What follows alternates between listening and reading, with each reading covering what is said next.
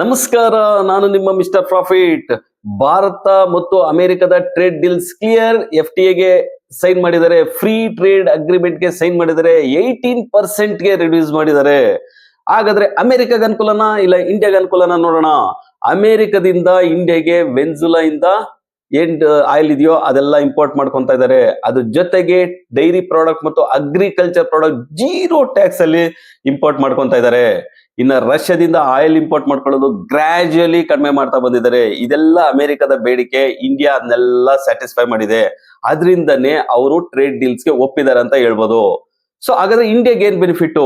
ಇಂಡಿಯಾಗೆ ಎಕ್ಸ್ಪೋರ್ಟ್ ಮಾಡ್ತಾ ಇರೋಂಥ ಆಟೋ ಸೆಕ್ಟರ್ ಇರ್ಬೋದು, ಟೆಕ್ಸ್ಟೈಲ್ ಕಂಪ್ನಿ ಇರ್ಬೋದು, ಅದ್ರ ಜೊತೆಗೆ ಸೀ ಫುಡ್ಸ್ಗೆ ಅದು ಅನುಕೂಲ ಆದ್ರೆ ದೊಡ್ಡ ವರ್ಗಕ್ಕೆ ಬಿಗ್ ಇಂಪ್ಯಾಕ್ಟ್. ಅಗ್ರಿಕಲ್ಚರ್ ಪ್ರಾಡಕ್ಟ್ ಗೆ ಇಂಡಿಯಾದಲ್ಲಿ ಹೊಡೆತ ಆಗುತ್ತೆ. ಅಲ್ಲಿಂದ 0% ಗೆ ಇಂಪೋರ್ಟ್ ಮಾಡ್ಕೊಂತಾ ಇರೋದ್ರಿಂದ ಡೈರಿ ಮತ್ತು ಅಗ್ರಿಕಲ್ಚರ್ ಪ್ರಾಡಕ್ಟ್ ಇಂಡಿಯಾದಲ್ಲಿರೋ ಫಾರ್ಮರ್ಸ್ ಗೆ ಬಿಗ್ ಎಫೆಕ್ಟ್ ಆಗುತ್ತೆ ಅಂತಾನೆ ಹೇಳ್ಬೋದು.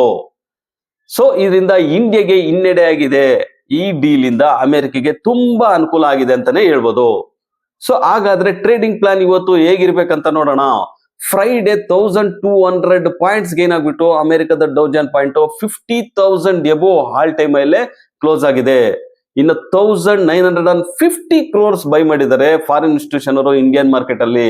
ನಿಫ್ಟಿ ನೋಡೋದಾದ್ರೆ 25,870 ಅಲ್ಲಿ ಟ್ರೇಡ್ ಆಗ್ತಾ ಇದೆ. 150 ಪಾಯಿಂಟ್ಸ್ ಗೇನ್ ಆಗ್ಬಿಟ್ಟು ಟ್ರೇಡ್ ಆಗ್ತಾ ಇದೆ. ಇವತ್ತು ನಿಫ್ಟಿ ಪಾಸಿಟಿವ್ ಅಲ್ಲಿ ಓಪನ್ ಆಗುತ್ತೆ. 25,720 ಎಬೋ ಇದ್ರೆ ಮಾತ್ರ ಬೈಯಿಂಗ್ ಝೋನು, ಇಲ್ಲಾಂದ್ರೆ ಸೆಲ್ಲಿಂಗ್ ಝೋನ್ ಆಗಿರುತ್ತೆ. ಅದ್ರ ಕೆಳಗಡೆ ಇದ್ರೆ ಸೊ ರೆಸಿಸ್ಟೆನ್ಸ್ ಬಂದ್ಬಿಟ್ಟು 25,870 ಇರುತ್ತೆ. ಸಪೋರ್ಟ್ ಬಂದ್ಬಿಟ್ಟು 25,500 ಇರುತ್ತೆ. ಇನ್ನು ಸೆನ್ಸೆಕ್ಸ್ ನೋಡೋದಾದ್ರೆ 83,530 ಅಲ್ಲಿ ಕ್ಲೋಸ್ ಆಗಿದೆ. ರೆಸಿಸ್ಟೆನ್ಸ್ ಬಂದ್ಬಿಟ್ಟು 84,100 ಇದೆ. ಸಪೋರ್ಟ್ ಬಂದ್ಬಿಟ್ಟು 82,900 ಆಗಿದೆ. ಇನ್ನು ಗೋಲ್ಡ್ ಅಂಡ್ ಸಿಲ್ವರ್ ನೋಡೋದಾದ್ರೆ ಸ್ಲೋಲಿ ಗೇನ್ ಆಗ್ತಾ ಇದೆ. ಒಂದು ಬಿಗ್ ಫಾಲ್ ಆಗಿತ್ತು, ಸ್ಲೋಲಿ ರಿಟ್ರೆಸ್ ಬರ್ತಾ ಇದೆ. ಸೊ ಅದು ಎಷ್ಟಂದ್ರೆ ಆಲ್ಮೋಸ್ಟ್ 50% ಅಷ್ಟು ಗೋಲ್ಡ್ ರಿಟ್ರೆಸ್ ಬಂದಿದೆ, 20% ಅಷ್ಟು ಸಿಲ್ವರ್ ರಿಟ್ರೆಸ್ಮೆಂಟ್ ಬಂದಿದೆ.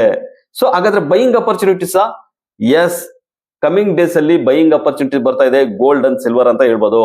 ನೀವು ಇದ್ರ ಬಗ್ಗೆ ಕಮೆಂಟ್ ಮಾಡಿ, ನಮ್ಮ ಚಾನಲ್ ನ ಲೈಕ್ ಮಾಡಿ, ಸಬ್ಸ್ಕ್ರೈಬ್ ಮಾಡಿ, ಶೇರ್ ಮಾಡಿ.